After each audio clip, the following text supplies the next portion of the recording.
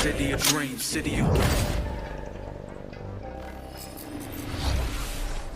Hello and welcome to episode 2 of Night City Wire. This is the show from us at CD Projekt Red, where we talk about all things Cyberpunk 2077. In today's episode, we're going to be deep diving into life paths and showing you a brand new gameplay video, as well as having a chat to Philip from our quest team. Then we're going behind the scenes and taking a look at how Resused are bringing the band Samurai to life. And then we're showing you another new gameplay video and having a chat to Pavel, our senior gameplay designer, about just some of the tools of destruction that'll be at your disposal in Night City. So let's get started. Street Kid, Nomad, or Corpo? Which will you pick first?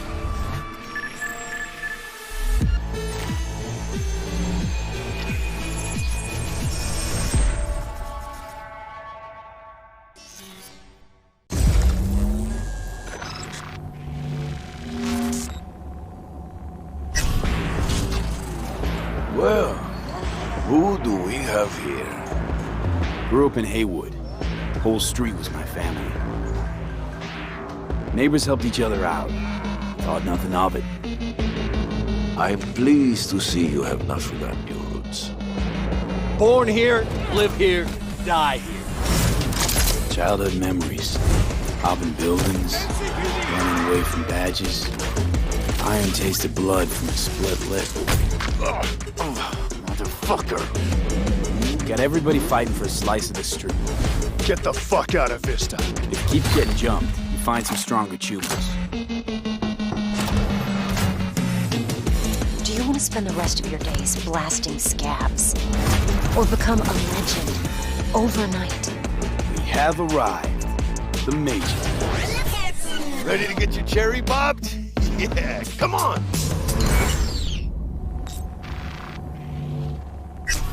My childhood? Let's see. Racing my bobber for the first time through the hills? Oh, and first kiss in the middle of a synth cornfield. We Nomads choose who to make our family. A choice forges strong bonds and a higher duty that stands solid as an old oak. My family's in pieces. That's why I'm headed for Night City. Makes you an outcast among outcasts. Miss this, you know? Camaraderie. I know. I saw it in your heart the first time we met. Know what I always liked about Nomads? Your taste, no, hunger for freedom. Not easy to come by in Night City. Corp's got their grubby claws and everything.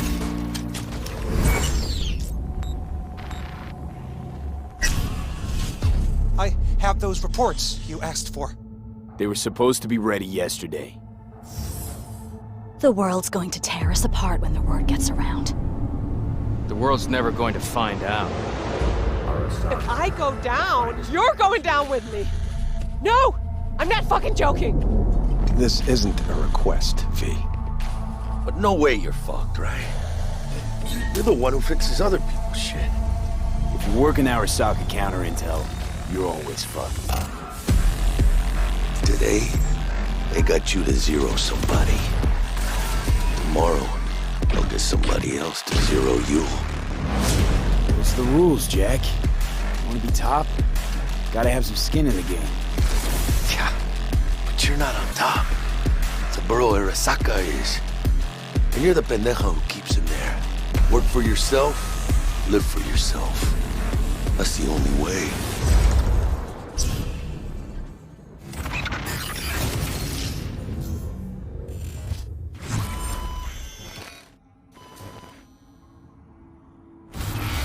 Philip, it is so good to see you again. It's actually been a while since I've had a chance to interview you about Cyberpunk. So I think for today, we'll start with a question that everybody wants to know. How does the path you pick affect your time in Night City?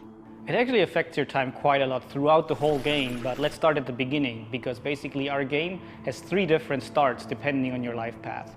As an example, if you choose the Street Kid life path, you have lived most of your time in Night City. you know the streets, you know the gangs, you know the slang, you kind of know what's going on in the, let's say, lower life aspects of the city, which can of course give you lots of good opportunities also later on in the game. But if you start as a nomad, you actually used to be part of a nomad clan and a nomad family, because nomads that roam the deserts around Night City that we call the Badlands actually value their family above anything. But for one reason or another, you actually left that family behind, and now the beginning of the game for you will actually be how to get into Night City and how to make a new life there. Then you can also choose to actually be a Corpo and choose the corporate life path. And that basically means that you're not at home in the streets of Night City or in the deserts of the Badlands, but actually inside a boardroom, because you rose the corporate ladder of the Arasaka Corporation, which basically gives you the ability to sometimes, read between the lines, read people when they're trying to do business, which of course can give you many nice opportunities later on. So this isn't just about the start of the game. Can you maybe help people understand how this translates into the gameplay? Yeah. So the thing is, we make Cyberpunk a real RPG, and part of that is that you can play your character from the start to the end. And of course, we have these life paths affecting the beginning of the game, but we wanted to make it so you have your life path opportunities throughout the whole game until the game is over. And as an example, we do that by giving you additional options in dialogues. So I can give you one specific example. And this is a mission where you have to steal a flathead robot from the Maelstrom gang. Basically, those Maelstromers stole that flathead before from a corporate transport. And the owner of that corporate transport, Meredith Stout, wants you to do something else. And this is an optional objective. And even within that objective, we want to give you some options. So as an example, if you have a corporate life path, you basically know what Meredith Stout is really about. You can read between the lines and you can get some additional options that maybe actually later enable you to do a completely different thing with the Maelstrom gang. And if you're a nomad, you know exactly some more details about how these Maelstromers would have even been able to steal a robot like that from Meredith Stout, who's part of the very powerful Militech Corporation. As a street kid, we, as an example, don't give you a specific new dialogue option in that dialogue, because as a street kid, you do not have a lot of experience dealing with higher-up people like Meredith Stout. But we want to give you additional options that fit your life path very well. So later, when you actually talk to the Maelstrom gang, one member of the gang offers you some illegal substance, but as a street kid, you actually know what this is about. You can talk some shop with him, and that might actually make that character like you a little bit more. So Philip, I do have a couple of extra questions for you based on the video we just saw. And the first is about nomads. So the nomad life path, this starts in a place called the Badlands. Is this somewhere you get to visit even if you don't pick nomad to start with? Yes, absolutely. So the thing is, Night City is surrounded by this huge landscape that we call the Badlands. And you can go there whenever you want. So as an example, if you actually do play the Nomad life path at the start and you are in the Badlands, you can even see Night City on the horizon. And we want to give you the option later in the game, if you want, you can just take your car and drive out of the city. You can go there whenever you want. Thing is, you might not want to, because the Badlands can be a pretty dangerous place at first, because time has not been very kind to the Badlands. There have been many wars in the past, there's global warming, so most people that do live out there don't really have another choice about it, or are nomads that love this life and are all about it and are very battle-hardened. We of course also want to tell their stories, because we want to tell many different stories throughout the cyberpunk genre, which means that you will also find missions that lead you out in the Badlands or where you deal with the people living there. So Philip, can you tell us a little bit more about the character Padre?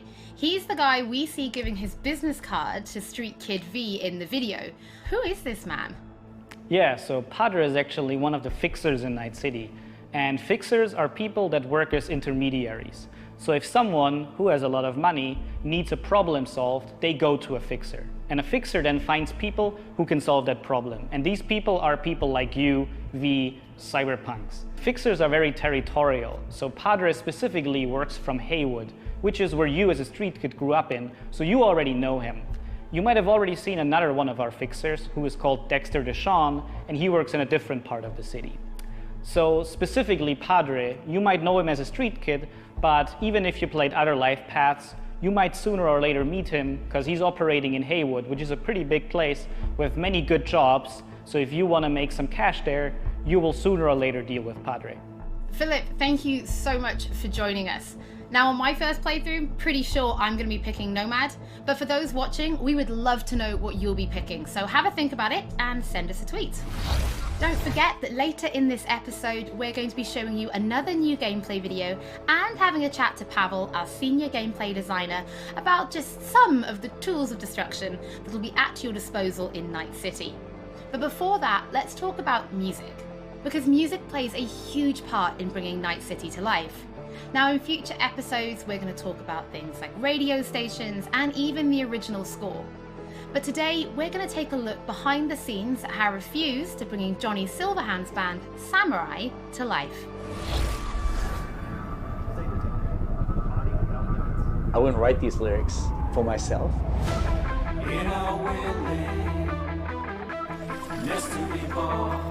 So it's kind of interesting to get into like the mindset of who is this character and what would they write about, or what's their agenda. It's interesting to try to like catch a language that's his and try to catch a language that's like part of this game.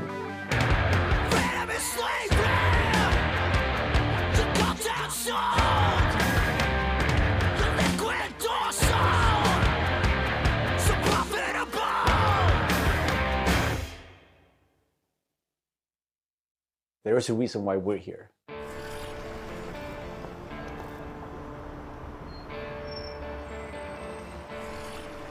It was Piotr maybe who was a fan of the band. He knew Resused and he knew my voice and he said, oh, that's a perfect voice for Johnny.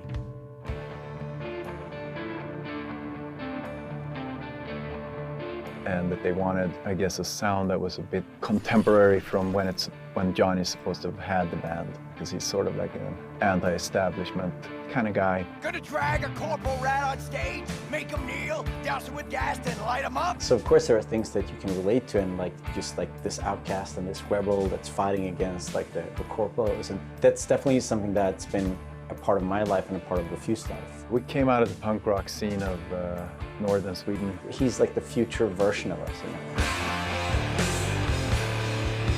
So I think it makes sense. I think it totally makes sense for us to be here making these songs about him or for him, you know? So it's pretty cool. Yeah. No trills. But yeah, but like wide vibrato.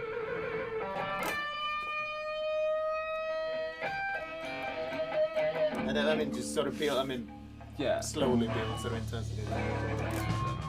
We don't have a different mode than just going all in. So we really work on these songs, trying to make them as good as possible. But then they're not actually our songs. It's interesting as a musician to play another musician, because that's essentially what we're doing. I mean, we're not here as Resused, we're here as Samurai. And I'm here with Johnny Silverhand, you know? So it's like the voice we're representing here is someone else. We'll never fade away! It's been a mind fuck.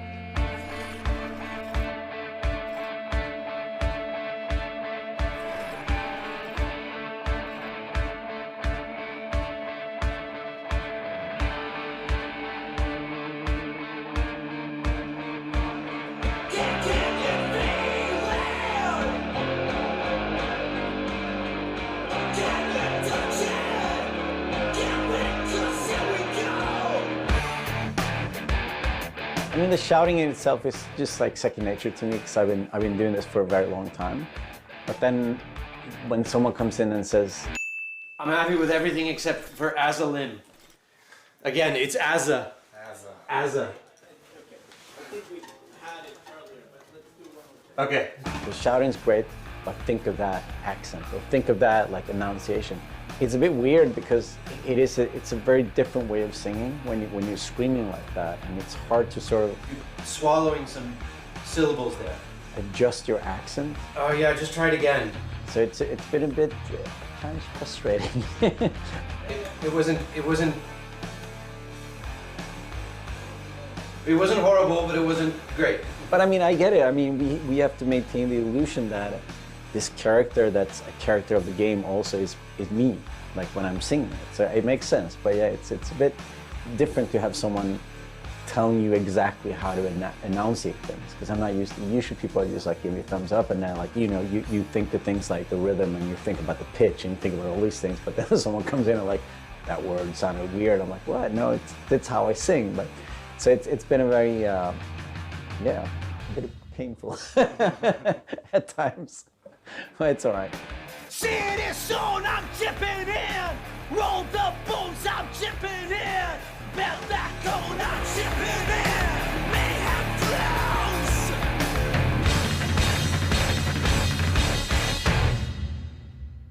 It's a very interesting thing to be part of. As a person that's not a gamer, I don't think I fully understand the impact that this might have.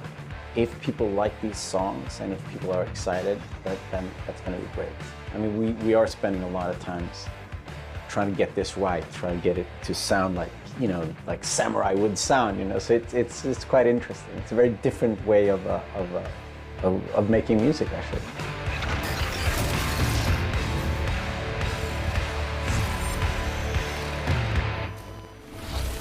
You can already find 3 Samurai tracks available on streaming services: Chippin' In, Never Fade Away, and The Ballad of Buck Gravers. But we're excited to announce a 4th new song called A Like Supreme, which is coming to streaming services today. That means you can check it out once the show is over. Don't forget that if you're tuning in late, or if you just want to watch anything again, we will be uploading everything to our channel soon. Next up, Pavel and I are going to introduce you to some creative ways that you can solve problems in Night City.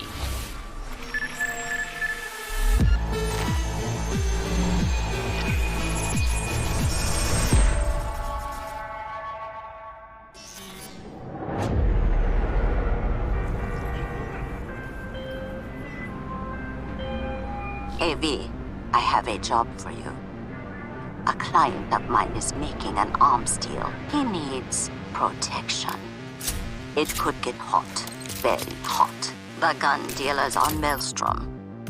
Alas, nothing ever transpires as planned with them. You better gear up for this.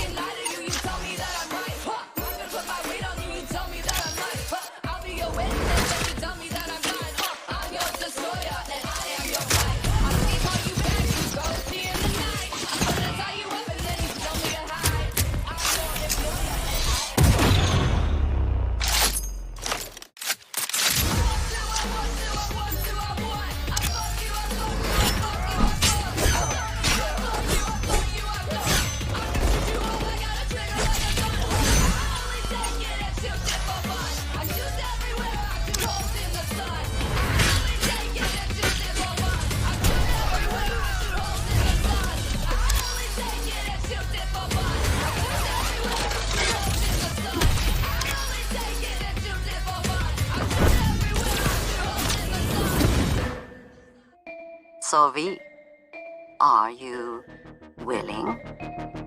Yeah, I'm in.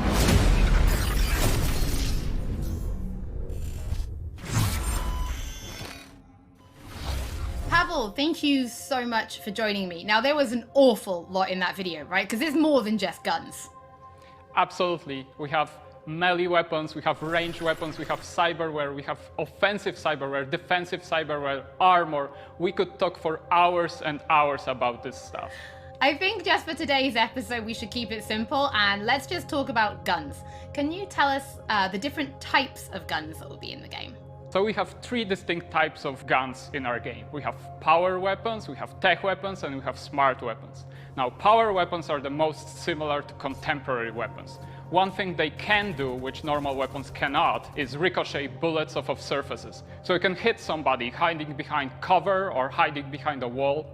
Now, tech weapons, on the other hand, use electromagnetic power to propel a fully metal projectile to extreme velocities. What that allows them to do is to punch through cover or punch through walls to hit somebody who's not even aware that you're there. Smart weapons use guided missile technology to actually track targets in real time.